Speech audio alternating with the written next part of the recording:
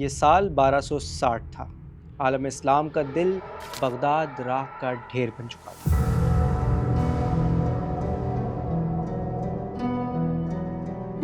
عباسی خلافت ختم ہو چکی تھی۔ ایران کے بعد عراق بلکہ شام بھی منگولوں کے قدموں تلے تھا، اور اب ان کا رخ مسلمانوں کے آخری ٹھکانے مصر کی طرف تھا۔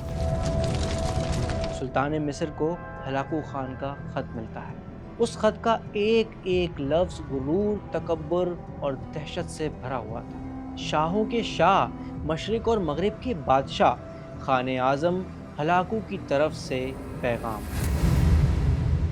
ہم نے زمین کو لاشوں سے بھر دیا ہے، ہم خدا کا قہر ہیں، ہم پر کسی کے آنسوؤں کا اثر نہیں ہوتا۔ تم کہاں پناہ حاصل کرو گے؟ کون سا ملک تمہیں بچائے گا؟ ہمارے گھوڑے ہوا سے تیز ہیں، ہماری تلواریں بجلی ہیں، ہمارے دل پتھر کے ہیں، ہم ریت کے ذروں کی طرح بے حساب ہیں، اور بڑے سے بڑے قلعے ہمیں نہیں روک سکتے۔ کوئی فوج ہمارا مقابلہ نہیں کر سکتی۔ ہم پر تمہاری کسی بد دعا کا اثر نہیں ہوگا۔ جو ہم سے جنگ کرے گا پچھتائے گا، جو ہتھیار ڈالے گا اسے امان ملے گی۔ جان بچانی ہے تو ہمارے سامنے سر جھکا دے۔ یہ وہ وقت تھا جب منگولوں کے سامنے پوری دنیا کانپ رہی تھی۔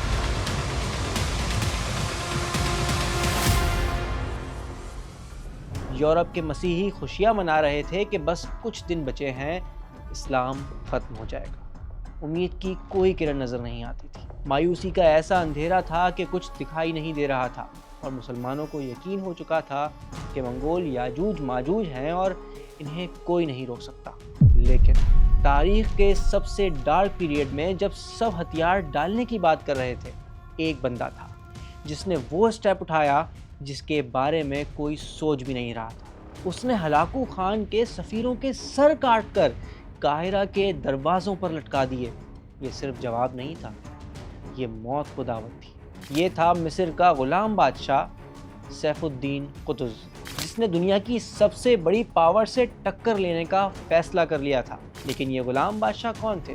تو آئیں چنگیز سیریز کے تیسرے ایپیسوڈ میں بات کرتے ہیں بادشاہوں کی اور ان کے سب سے بڑے کارنامے کی، جس نے اسلامی دنیا کو مکمل تباہی سے بچایا۔ تو زاویہ کو لائک اور سبسکرائب ضرور کیجئے، کیونکہ ہم اس سیریز کے علاوہ آپ کے لیے اور بھی بہت کچھ لانے والے ہیں۔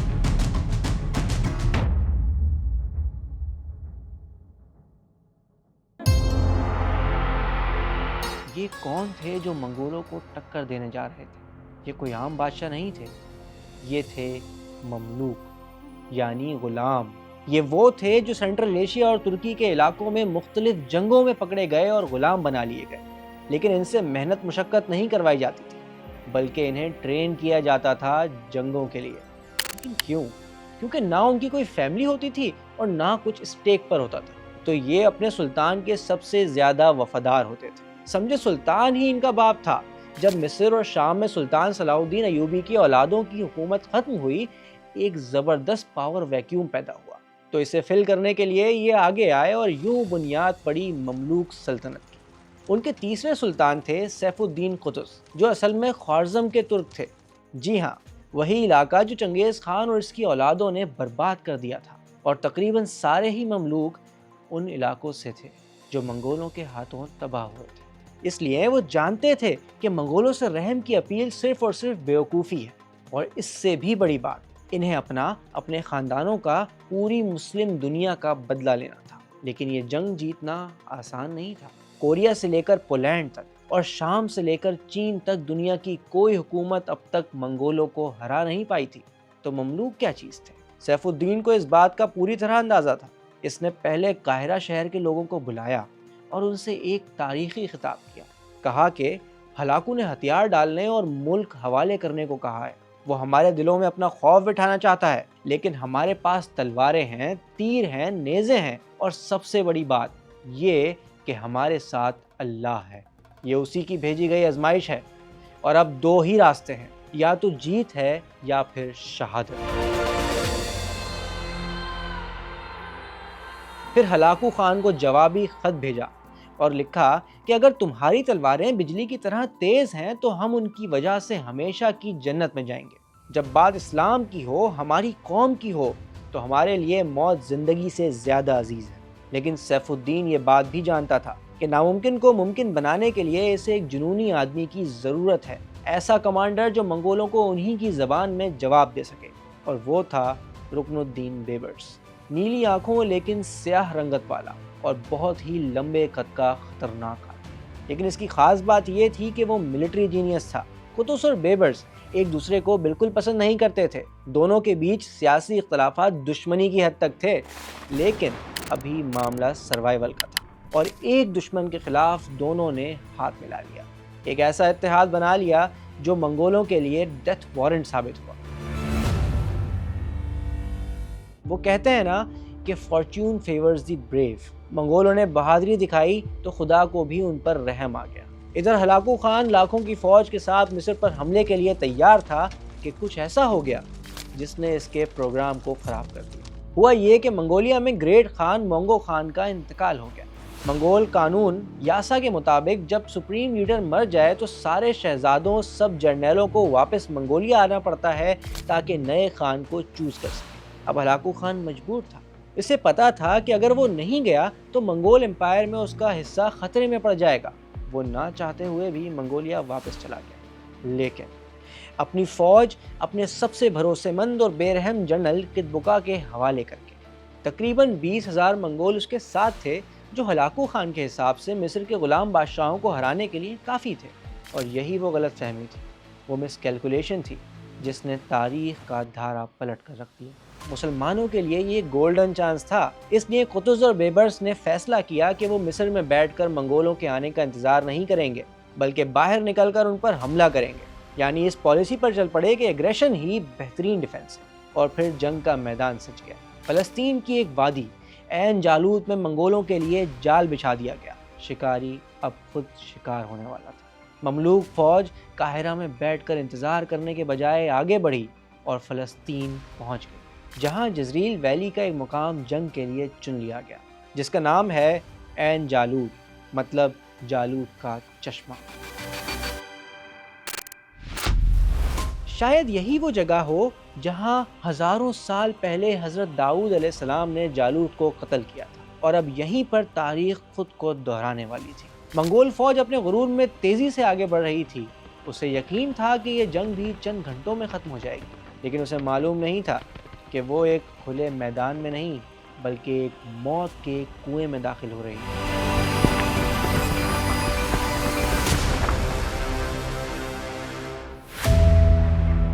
3 ستمبر 1260 جنگ شروع ہو گئی اور مملوک کمانڈر بیبرس نے اپنی چھوٹی سی فوج کے ساتھ پہلا حملہ کیا۔ تھوڑی دیر لڑائی چلتی رہی اور پھر اچانک مملوک فوج کو پیچھے ہٹنے کا حکم دے دیا گیا۔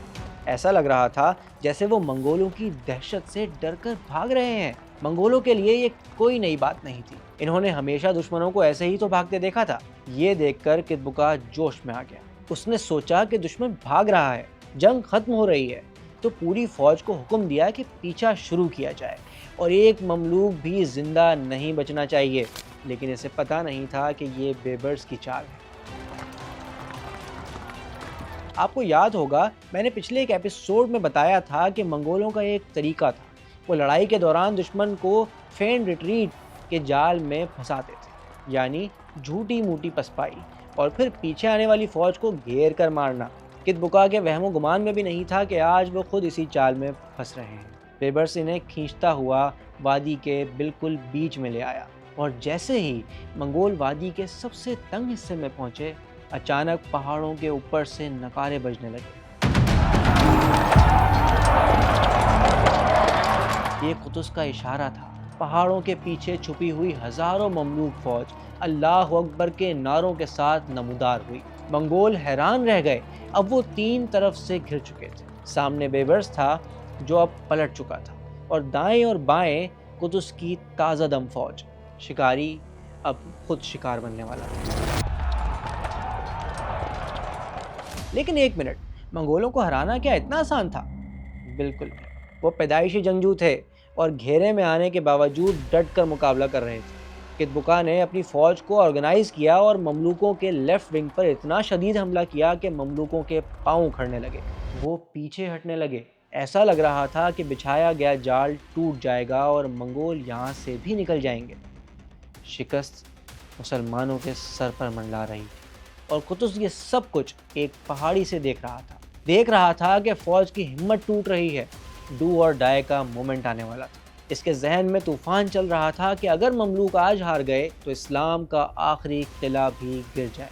وہ تڑپ اٹھا، اپنا ہیلمٹ اتار کر زمین پر دے مارا تاکہ سب اس کا چہرہ دیکھ سکے، اور پھر وہ نعرہ لگایا جو آج بھی تاریخ کے کتابوں میں محفوظ ہے، واہ اسلامہ، واہ اسلامہ، یعنی ہائے میرا اسلام، ہائے میرا اسلام۔ یہ نعرہ لگانے کے بعد جوش میں اکیلے ہی اپنا گھوڑا منگولوں کی لشکر کی طرف دوڑا دیا۔ ایک لمحے کے لیے اس منظر کو ذہن میں لائیں، اس بیک گراؤنڈ کو سمجھیں، دیکھیں کہ کیا ہو چکا تھا اور کیا ہونے والا تھا۔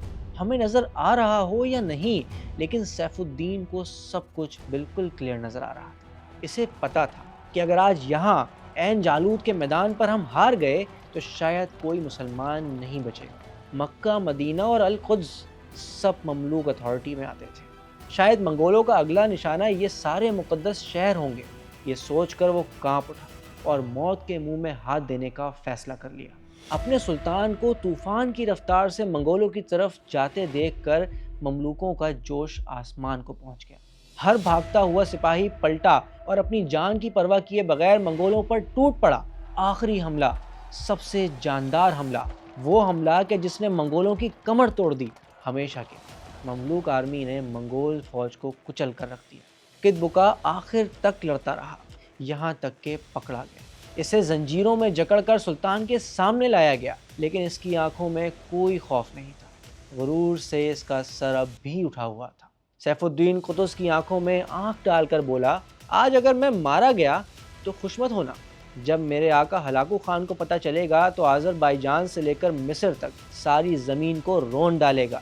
قطز نے وہیں پر اس کا سر قلم کرنے کا حکم دیا، اور اس کے ساتھ ہی منگولوں کے ناقابل شکست ہونے کا، انبیٹیبل ہونے کا بھرم ختم ہو گیا، عین جالوت کی مٹی میں دفن ہو گیا۔ یہ صرف ایک جنگی کامیابی نہیں تھی، یہ اسلام کی جیت تھی، مصر کی جیت تھی، مکہ اور مدینہ کی جیت تھی۔ لیکن جنگ سے واپسی پر وہ ہوا جو کسی نے سوچا بھی نہ تھا۔ عین جالوت کی کامیابی کوئی عام فتح نہیں تھی، اس نے پوری دنیا کو بتایا کہ منگولوں کو ہرایا جا سکتا ہے۔ مصر ہی نہیں، عرب ہی نہیں، یورپ بھی بچ گیا، اور سب سے بڑھ کر اس دن اسلام بچ گیا۔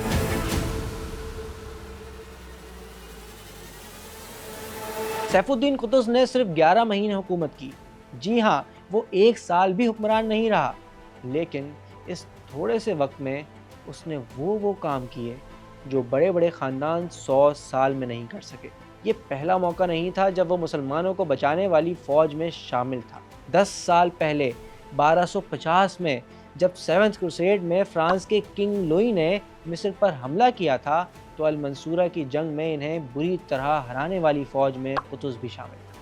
یہ وہ جنگ تھی جس میں فرانس کا بادشاہ قیدی بن گیا تھا، اور کروسیڈرز کو مسلمانوں نے ایسا ہرایا تھا کہ وہ پھر کبھی ان کے خلاف اتنی بڑی فوج جمع نہیں کر سکے۔ یعنی قطز نے ایک ہاتھ سے یورپ کے کروسیڈرز کو روکا تھا اور دوسرے ہاتھ سے ایشیا کے منگولوں کو۔ اس نے ناممکن کو ممکن کر دکھایا، لیکن یہ سب کچھ بھی اسے بچانے کے لیے کافی نہیں تھا۔ سلطان قطز ایک ہیرو کی طرح قاہرہ واپس آ رہے تھے کہ عوام اس کے استقبال کے لیے کھڑے ہوں گے، لیکن اسے اندازہ نہیں تھا کہ وہ اپنے تخت کی طرف نہیں بلکہ اپنی قبر کی طرف جا رہا، کیونکہ منگول خطرہ تو ٹل چکا تھا لیکن اندر کی سیاست ابھی باقی تھی۔ سلطان نے جنگ سے پہلے بیبرس سے وعدہ کیا تھا کہ وہ اسے شام کا گورنر بنائے گا، لیکن جنگ جیتنے کے بعد ایسا نہیں کیا گیا۔ اس کی کیا وجہ تھی؟ پرانی دشمنی یا کچھ اور؟ ہم کچھ نہیں کہہ سکتے، لیکن یہ سلطان کی آخری غلطی بن گئی، کیونکہ قاہرہ پہنچنے سے کچھ دن پہلے جب وہ شکار کے لیے گئے ہوئے تھے تو وہاں اپنے ہی ساتھیوں نے انہیں قتل کر دیا۔ منگولوں کا طوفان روکنے والا اپنے ہی لوگوں سے بچ نہیں پایا۔ کہتے ہیں ان کے قتل کی سازش خود بیبرس نے تیار کی تھی، بلکہ کچھ ہسٹورینز کے مطابق تو مارنے والا خود بیبرس تھا۔ صحیح کہتے ہیں، سیاست میں کوئی دوست نہیں ہوتا۔ اب بیبرس نیا سلطان تھا، عین جالوت کی اسٹریٹجی بنانے والا، اور اس سے پہلے کئی یورپ کے کروسیڈرز کو ہرانے والا، ایک غلام، ایک جرنیل اور ایک سلطان۔ لیکن ہنی مون پیریڈ کوئی نہیں تھا۔ ہلاکو خان کو اس ہار اور اپنے فیوریٹ جرنیل کدبکا کے مرنے کی خبر ملی تو اس کے غصے کی انتہا نہ رہی۔ اس نے قسم کھائی کہ مصر کی اینٹ سے اینٹ بجا دوں گا اور دریائے نیل کے پانی کو مملوکوں کے خون سے لال کر دوں گا۔ وہ ایک بار پھر لاکھوں کی فوج اکٹھی کرنے لگا۔ مصر کا بچنا اب ناممکن لگ رہا تھا کیونکہ اب ہلاکو خان خود آ رہا تھا، لیکن اس بار اس کے سامنے والا کوئی غلام نہیں تھا اور نہ ہی کوئی عربی بادشاہ، بلکہ اس کے سامنے اپنا خون تھا، اپنا کزن چنگیز خان کا پوتا برقے خان۔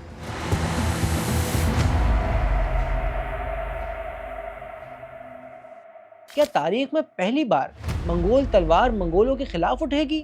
اس سے پہلے ہمارے لیے یہ جاننا بہت اہم ہے کہ جب پوری دنیا منگولوں کے قدموں میں تھی تو ہندوستان آخر کیسے بچ گیا؟ سن 1221 منگول طوفان چین سے ایران تک سب کچھ راکھ کر چکا تھا اور اب ہماری دہلیز پر پہنچ چکا تھا۔ منگول آگے آئے، انہوں نے لاہور کو جلایا، ملتان کا محاصرہ کیا اور دلی کے لوگوں کی نیندیں حرام کر دی۔ لیکن وہ منگول جنہوں نے بغداد کو مٹا دیا تھا، روس کو کچلا اور چین اور کوریا کو فتح کیا، وہ ہندوستان کو کیوں حاصل نہیں کر سکے؟ وہ کون سی طاقت تھی جس نے خدا کے عذاب کو یہاں بریک لگا دی تھی؟ وہ کون سا بادشاہ تھا جس نے منگولوں کے سر کاٹ کر ان کی کھوپڑیوں کے مینار بنا دیے تھے؟ وہ تھا ہندوستان کو منگولوں کا قبرستان بنانے والا علاؤ الدین خلجی۔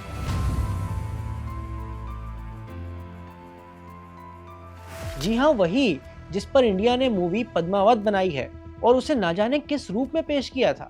حقیقت یہ ہے کہ وہ ہندوستان پر احسان کرنے والے بڑے لوگوں میں سے ایک تھا۔ ہوا یہ کہ چنگیز کے بعد اس کی اولادوں کو جو حکومتیں ملیں ان میں سے ایک تھی چغتائی خانیت۔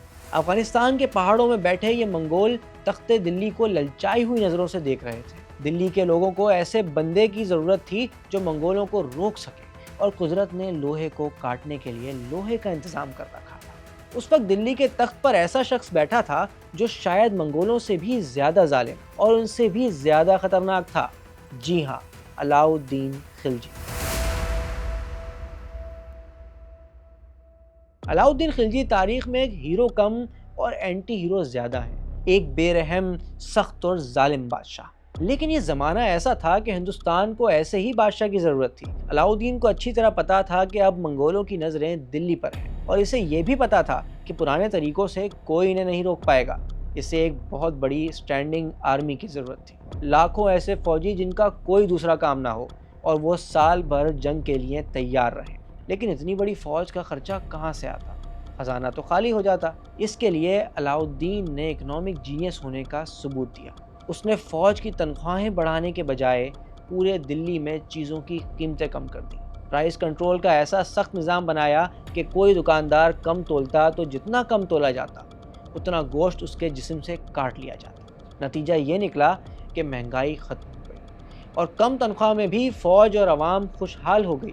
یوں خلجی نے ایک نہیں، دو نہیں، 4.25 لاکھ فوج جمع کر لی، اور پھر وہ دن آ گیا جس کا ڈر تھا۔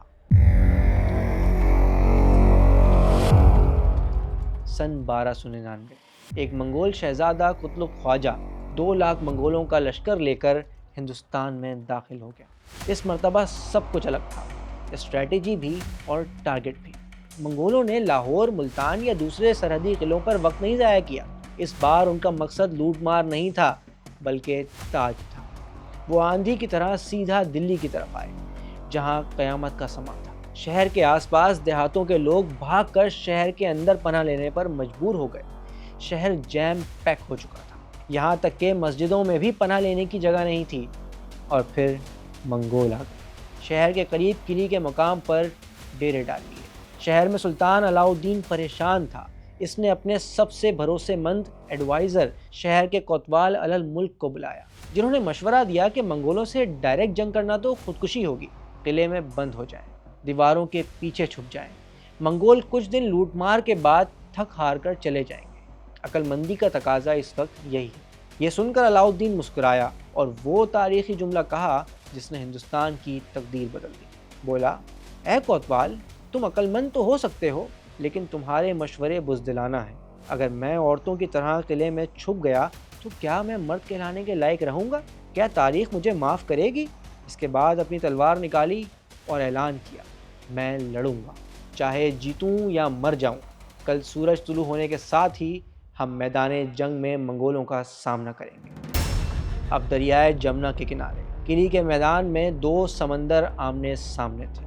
ایک طرف دنیا کے بہترین ہارس آرچرز تھے اور دوسری طرف ہندوستان کے جنگی ہاتھی اور خلجی سپاہی۔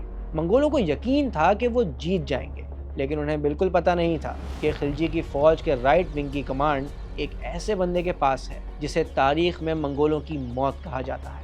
نام تھا ظفر خان، رستم ہندوستان۔ جنگ شروع ہوئی۔ منگولوں کا لڑنے کا انداز وہی پرانا تھا۔ انہوں نے خلجی کے لیفٹ ونگ پر تیروں کی بارش کر دی، جبکہ علاؤدین سینٹر میں تھا اور مضبوطی سے ڈٹا ہوا تھا۔ لیکن اصل طوفان تو رائٹ ونگ سے اٹھا۔ وہاں ظفر خان تھا، وہ جرنیل جس کے بارے میں کہا جاتا تھا کہ اس کا نام سن کر منگولوں کے گھوڑے پانی پینا چھوڑ دیتے تھے، اور وہ منگولوں سے لڑنے کے لیے اتنا موٹیویٹڈ تھا کہ سلطان کے حکم کا انتظار بھی نہیں کیا۔ اس نے دیکھا کہ منگول حملہ کرنے والے ہیں تو تلوار لہرا کر اپنے دستے کے ساتھ جنگ میں کود پڑا۔ یہ حملہ اتنا شدید اور اتنا اچانک تھا کہ منگول اسے روک نہیں پائے۔ وہ جو دنیا کو ڈراتے تھے، ظفر خان سے ڈر کر بھاگ رہے تھے۔ ظفر خان ان کے پیچھے پیچھے تھا، انہیں مارتا رہا، کاٹتا رہا اور میدان جنگ سے میلوں دور بھگا لے گیا۔ تاریخ کی کتابوں میں لکھا ہے کہ ظفر خان نے منگولوں کا تقریباً 30 سے 40 کلومیٹر تک پیچھا کیا۔ لیکن وہ کہتے ہیں نا کہ جوش میں ہوش نہیں کھونا چاہیے۔ ظفر خان یہ نہیں دیکھ پایا کہ وہ اپنی فوج سے کتنا دور نکل آیا ہے، اور یہاں میدان جنگ میں بھی خلجی دربار کے اندر کی سیاست سامنے آ گئی۔ علاؤدین کا بھائی اولغ خان اور ایک اہم جرنیل بھی ظفر خان کو پسند نہیں کرتے تھے۔ انہوں نے دیکھا کہ ظفر خان اکیلا آگے نکل گیا ہے اور منگولوں کے جال میں پھنسنے والا ہے، لیکن پھر بھی وہ اپنی جگہ سے نہیں ہلے۔ انہوں نے ہندوستان کے سب سے بڑے ہیرو کو اکیلا مرنے کے لیے چھوڑ دیا۔ جب منگول کمانڈر قتلغ خواجہ نے دیکھا کہ ظفر خان اکیلا رہ گیا ہے تو اس نے اپنی فوج کو پلٹنے کا حکم دیا، اور ظفر خان اور اس کے چند ساتھی گھیرے میں آ گئے۔ کچھ دیر بعد ظفر کا گھوڑا مر گیا، وہ زمین پر گر گیا، لیکن لڑنا نہیں چھوڑا۔ کہتے ہیں کہ قتلغ خواجہ اس کی بہادری سے اتنا امپریس ہوا کہ جنگ روک دی اور ظفر کو پیغام بھیجا، تمہاری بہادری کی مثال نہیں ملتی، ہمارے ساتھ مل جاؤ، میں تمہیں چنگیز خان کی اولاد کی طرح رکھوں گا اور بڑا رتبہ دوں گا۔ لیکن ظفر خان نے خون تھوکتے ہوئے جواب دیا، میں منگولوں کا غلام بننے کے لیے نہیں، انہیں جہنم بھیجنے کے لیے پیدا ہوا ہوں۔ اس نے آخری سانس تک لڑنے کا فیصلہ کیا۔ اکیلا ظفر کئی منگولوں کو مارنے کے بعد زخموں سے نڈھال ہو کر گر گیا اور شہید ہو گیا۔ ظفر خان تو مر گیا، لیکن اپنا کام کر گیا۔ اس کی دہشت منگولوں کے دلوں میں اس قدر بیٹھ گئی تھی کہ اسی رات جب علاؤدین خلجی صبح کی جنگ کی تیاری کر رہا تھا، خبر ملی کہ منگولوں کے خیمے خالی پڑے ہیں۔ قتلغ خواجہ نے راتوں رات واپسی کا فیصلہ کر لیا تھا۔ اس نے کہا تھا ان کی فوج میں ظفر خان جیسے نہ جانے کتنے ہوں گے، اس لیے بہتر یہی ہے کہ لڑائی ختم کر کے نکل لیا جائے۔ ہندوستان بچ گیا تھا ایک شہید کے خون کی بدولت۔ ظفر خان کی قربانی نے دلی کو بچا تو لیا تھا، لیکن منگول باز نہیں آئے۔ وہ سن 1303 میں پھر آئے، 1305 میں بھی آئے اور 1306 میں ایک مرتبہ پھر آئے۔ اب علاؤدین دفاع نہیں کرنا چاہتا تھا، وہ انتقام چاہتا تھا، اور اس نے منگولوں کے ساتھ وہی کرنے کا فیصلہ کیا جو منگول دنیا کے ساتھ کرتے آئے تھے۔ اس نے دہشت کا جواب دہشت سے دینے کا فیصلہ کیا۔ ظفر خان کے بعد ہندوستانی سرحدوں کی ذمہ داری ایک اور خطرناک جنگجو کو دے دی گئی۔ نام تھا غازی ملک۔ یہ بندہ تو سمجھے منگولوں کے لیے موت کا فرشتہ تھا۔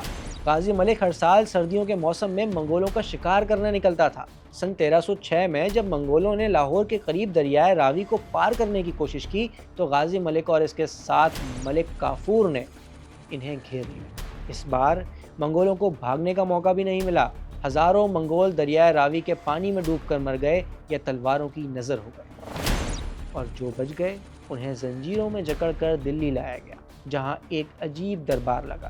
ہزاروں منگول قیدیوں کو قطاروں میں لٹا دیا گیا۔ خلجی نے جلادوں کو نہیں، ہاتھیوں کو بلایا، اور ہندوستان کے جنگی ہاتھیوں نے منگولوں کے سر اپنے بھاری پیروں تلے کچلنا شروع کر دیا۔ ہڈیاں ٹوٹنے کی آوازیں اور منگولوں کی چیخیں دلی کی فضاؤں میں گونج رہی تھیں۔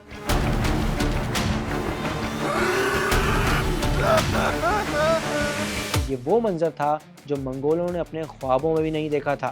وہ جو دوسروں کو روندتے تھے آج خود پیروں تلے روندے جا رہے تھے۔ یہ ایک پیغام تھا، یہ ہندوستان، یہاں آؤ گے تو واپس نہیں جاؤ گے۔ سمجھیں یہ دس از اسپارٹا کا دیسی ورژن تھا۔ یہ سب کرنے کے بعد بھی خلجی کا غصہ ٹھنڈا نہیں ہوا۔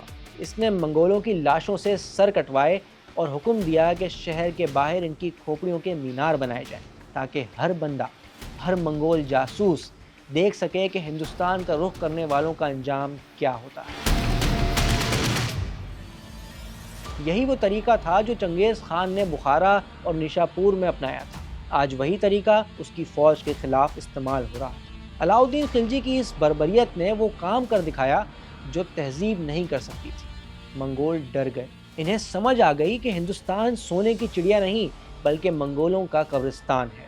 اس کے بعد منگولوں نے کبھی بڑے پیمانے پر ہندوستان پر حملہ کرنے کی کوشش کیا، ہمت بھی نہیں کی۔ یوں ہندوستان نے منگولوں کے عروج کے زمانے میں انہیں نہ صرف روکا بلکہ انہیں کچل کر رکھ دیا۔ لیکن اب منگول امپائر کے لیے اصل خطرہ ہندوستان نہیں تھا، اصل خطرہ گھر کے اندر پیدا ہو چکا تھا۔ چنگیز خان نے کہا تھا جب تک تم ایک رہو گے تمہیں کوئی نہیں توڑ سکتا، لیکن اب اس کے اپنے پوتے ایک دوسرے کے خلاف ہو چکے تھے۔ ایک طرف ہلاکو خان تھا جس نے بغداد کو جلایا، تو دوسری طرف اس کا بھائی برقع خان تھا جو اس حرکت کا بدلہ لینا چاہتا تھا۔ لیکن کیوں؟ کیونکہ برقع خان وہ پہلا منگول تھا جس نے اسلام قبول کر لیا تھا۔ اب تاریخ میں پہلی بار منگول تلوار منگولوں کے خلاف اٹھنے والی تھی۔ کیا برقع خان اسلام کی خاطر اپنے بھائی سے لڑے گا یا منگولوں کا اتحاد امر رہے گا؟ یہ جانیں گے ہم اگلے ایپیسوڈ میں۔ تب تک زاویہ کو سبسکرائب کیجئے اور بیل آئیکن کو پریس کیجئے تاکہ اگلی ویڈیو آتے ہی آپ کو پتہ چل جائے۔